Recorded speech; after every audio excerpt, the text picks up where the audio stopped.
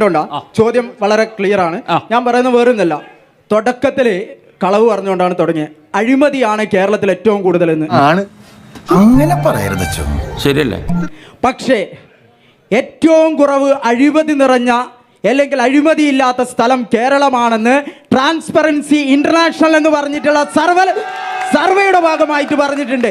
അതുകൊണ്ട് അന്റെ കേരളത്തിനെ കുറിച്ച് പറഞ്ഞാൽ ഞാൻ അത് പ്രതികരിക്കും. എന്താ ഞാൻ പറയാം. ഞാൻ സ്വർണ്ണക്കടത്ത് 1, live mission 2, AI camera 3, K phone 4. ഒന്നും കാണുന്നുമില്ല കേൾക്കുന്നുമില്ല. ഞങ്ങൾ ബദിരനും മൂകനുമാണ്. കണ്ണുപൊട്ടന്മാരോ. ആസപ്പടി 5, ശബരിമല 6, പയ്യന്നൂർ ഫണ്ട് 7. എന്തിനേറെ പറയുന്നത് തലശ്ശേരിയിൽ നേരത്തെ പറഞ്ഞില്ലേ പൊന്നിത്തങ്കത്തിൽ നടന്ന അഴിമതി എന്താണെന്ന് അറിയാ? ഞാൻ പറഞ്ഞേരണ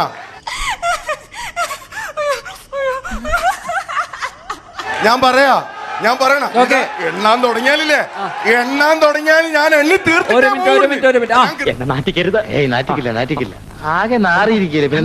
എണ്ണാൻ തുടങ്ങിയാൽ എണ്ണി തീർത്തിട്ടേ പോകൂ. ഞാൻ മാറ്റിയിലേക്ക് വരാം. അഴിമതിയുടെയും സ്വജനപക്ഷപാതത്തിന്റെയും കെടുകാര്യസ്ഥതയുടെയും മൂർത്തിമദ്ഭാവമാണ് നിങ്ങളുടെ നേതാക്കന്മാർ. യാതൊരു സംശയമില്ല. എന്താ സംശയം? ഞാൻ പറഞ്ഞുതരാം. 1, അഴിമതിയുടെ കഥ ഞാനിപ്പോ പറഞ്ഞല്ലോ, പറയണ്ട. സ്വജനപക്ഷപാതം. നിങ്ങൾ MLAക്ക് ഭാര്യക്ക് ജോലി കിട്ടാൻ വേണ്ടിട്ട് നിങ്ങൾ എന്തെല്ലാം വഴിവിട്ട നടത്തുക? നിങ്ങൾ MLAക്ക്, അതായത് ഷംസീറിന്റെ ഭാര്യക്ക് ജോലി കിട്ടാൻ വേണ്ടിട്ട് നിങ്ങൾ ആ വഴിവിട്ട ഇടപെടൽ നടത്തിയില്ല. അതല്ലേ സ്വജനപക്ഷപാതം? സ്വന്തം ആളുകൾക്ക് ജോലി നേടാൻ വേണ്ടി ചെയ്യുന്നതിനെയാണ് സ്വജനപക്ഷപാതം എന്ന് പറയുന്നത് എങ്കിൽ കഴിഞ്ഞ 10 വർഷമായി തലശ്ശേരിയെ ഭരിച്ചുകൊണ്ടിരിക്കുന്ന MLA ഷംസീർ സ്വജനപക്ഷപാതിയാണ് സാർ. നിർമ്മാണ പ്രവർത്തനം ഊരാളങ്കലിന്റെ നേതൃത്വത്തിൽ നടന്നിനോ? അതൊക്കെ അഴിമതിയാണ്. സുതാര്യതയില്ലാതെ ടെൻഡർ നടപടികളിലൂടെ തലശ്ശേരിയിൽ എണ്ണി ഞാൻ കൃത്യമായി ഈ തല A to Z 1 by 1 ഞാൻ നിങ്ങൾക്ക് വിശദീകരിച്ചു തരാം.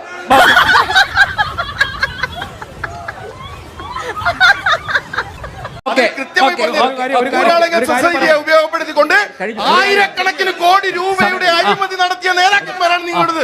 യാതൊരു തർക്കവും വേണ്ട. തലശ്ശേരിയിൽ ആധികാരികമായി ഞാൻ നിങ്ങളോട് പറയുന്നു. എവിടെ ഇതൊരു നടക്കി പോണ ലക്ഷണില്ല.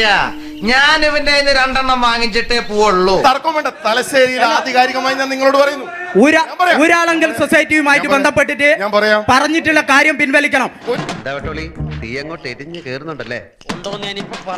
ബാപ്പടാനന്ദ സ്വാമികൾ ഈ നാടിനകത്തുള്ള തൊഴിലാളികളെ വെച്ചിട്ട് തുടങ്ങിയ ഊരാളങ്കൽ സൊസൈറ്റി എന്ന് പറഞ്ഞിട്ടുള്ള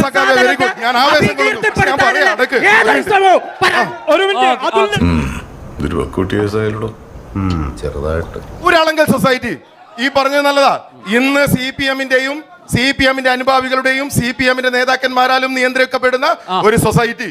ഇവിടെ 100 കോടിയിൽ കൂടുതൽ നിർമ്മാണ പ്രവർത്തനം നടന്നിട്ടുള്ള ഏതെങ്കിലും ഒരു പദ്ധതി അത് ഊരാളങ്കൽ അല്ലാതെ വേറെ ആരെങ്കിലും നടത്തിയിട്ടുണ്ടോ? അതിലൊരു മിനിറ്റ് അത് മലബാർ ക്യാൻസർ സെന്ററിൽ നിങ്ങൾക്ക് കൈയിട്ട് വരാൻ ഓപ്ഷൻ ഇല്ലാത്തത് കൊണ്ടാ സുഹൃത്തെ, അങ്ങോട്ടേക്ക് അടുപ്പിക്കാത്തോണ്ടാ. ഇവിടെ ലോഗൻസ് റോഡ് 5.5 കോടി രൂപയാണ് ചെലവഴിച്ചത്. ആരാ നടപ്പിലാക്കിയത്? ഈ 5.5 കോടിന്റെ റോഡാ ഇത് ലോഗൻസ് റോഡ്. ഇവിടെ ഇരിക്കുന്ന മുഴുവൻ ആളുകളും ഒന്ന് കാണ്.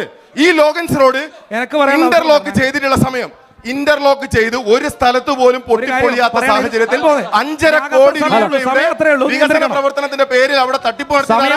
അഴിമതി നടത്തിയതാരാ? നിങ്ങളെ നേതാക്കന്മാർ തന്നെയാ. കിട്ടിയാ? ഇല്ല, ചോദിച്ചു വാങ്ങിച്ചു. തന്നെ നിങ്ങൾ പറയുന്ന ആരോഗ്യ മേഖലയെ കുറിച്ച് ഇവിടുന്ന് മാസ്കെല്ലാം അമേരിക്കയിലേക്ക് കയറ്റി അയക്കുന്നതല്ലേ? ഇവിടുന്നുള്ള എന്തിനാ നിങ്ങളെ നേതാക്കന്മാർ അമേരിക്കയിലേക്ക് ചികിത്സക്ക് പോകുന്നത്? എന്താ കേരളം നല്ല ആശുപത്രി, എല്ലാ ആരോഗ്യ മേഖല നമ്പർ 1 അല്ലേ? എടാ പോണവന്മാരെക്കാളും കുരങ്ങനാണല്ലോ. അതെന്തിനാ നിങ്ങൾ ഇവിടുന്ന് അമേരിക്കയിലേക്ക് പോകുന്നത്? ഓക്കെ, ഒരു ചോദ്യം കൂടി കാരണം ചർച്ച അവസാനിപ്പിക്കാൻ സമയം. ചോദ്യം ആരോടാ ചോദിച്ചോ മോളെ? ചോദിച്ചോ. അവര് പറഞ്ഞാൽ ചോദ്യം ചോദിക്കണേ. തെറ്റിപ്പോറ്. ചോദിച്ചോ. 1 മിനിറ്റ് ചോദിക്കേ പെട്ടെന്ന്. അവര് പറഞ്ഞ ചോദ്യമല്ല. നിങ്ങൾ ആൾക്കാരെ പോലെ നമുക്ക് പേടിയില്ല. പറഞ്ഞോ? ഓക്കെ, അതാണ് കേരളമാണ്. ഭയപ്പെടാണ്ട് ജീവിക്കാം.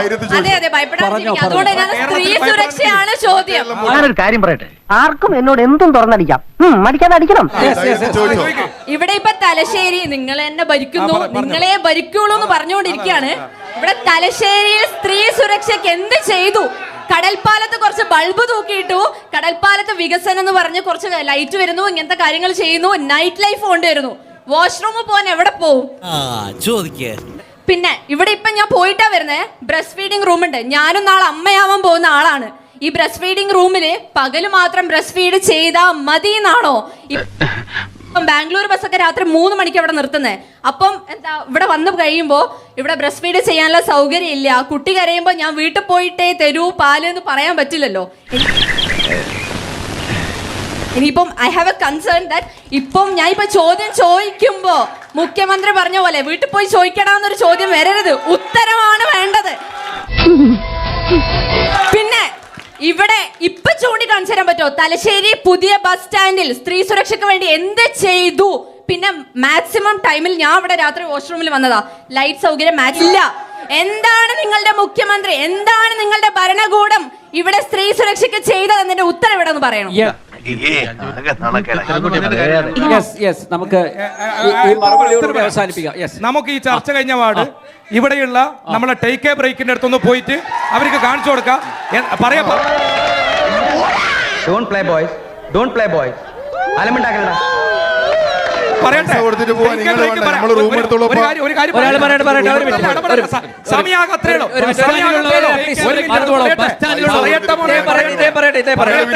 എന്റെ പൊന്നു മക്കളെ, ഞാനൊന്ന് ചോദിക്കട്ടെ. പിന്നെ ഒരു കാര്യം, ഇവിടെ നമ്മുടെ സ്പീക്കർ എൻ ഷംസീറിന്റെ ഭാര്യയുടെ നിയമനവുമായി ബന്ധപ്പെട്ട പ്രചാരണത്തിന് നേതൃത്വം കൊടുത്തു. ഇവിടെ നിങ്ങൾ മനസ്സിലാക്കേണ്ടത് അദ്ദേഹം ഡിഗ്രി കഴിഞ്ഞ് PG കഴിഞ്ഞ് PhD കഴിഞ്ഞ് കാരണം അവിടെ PhD ഉള്ള ഒരു ഉദ്യോഗാർത്ഥിക്ക് തൊഴിൽ കൊടുത്ത അനിൽ നമ്പ്യാറിന് അറിയാൻ പറ്റുമല്ലോ. അതിന്റെ ചരിത്രത്തെ സംബന്ധിച്ച് തെറ്റായ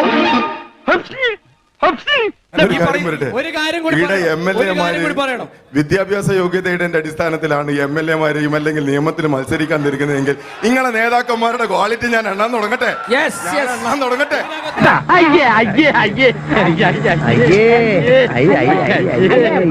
ഞാൻ തുടങ്ങണേ, നിങ്ങൾ അതെല്ലാം വിട്ടുപിടിച്ചോ? എന്തും വിളിച്ചു പറയാം എന്ന നിലയിലേക്കാണ് BJP-യുടെ പ്രതിനിധി പോയിക്കൊണ്ടിരിക്കുന്നത്.